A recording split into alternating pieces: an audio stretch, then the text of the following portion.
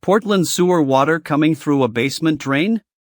Keep everyone out of the area and stop using sinks, toilets, and appliances before you investigate the source.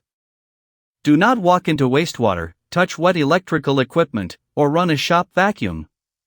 Keep children and pets away. If water is near energized wiring, the structure is unsafe, or anyone is in immediate danger, leave the area and contact emergency authorities first. From dry ground, photograph the drain, the highest water line, affected rooms, and the time the backup began.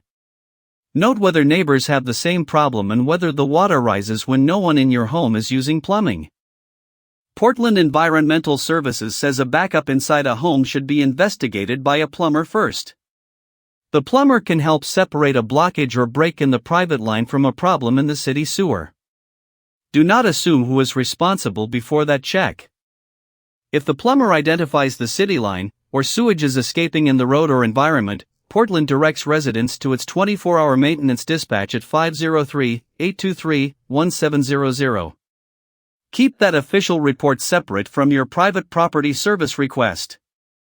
Ask the plumber for camera findings, the blockage location, and a written scope before approving excavation. Portland also has a backflow prevention program for some homes in combined sewer areas, so ask the city whether the address may qualify before installing a device.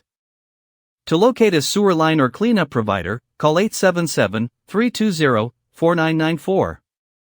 Again, that is 877-320-4994. This service connects callers with independent local providers. Availability varies by location.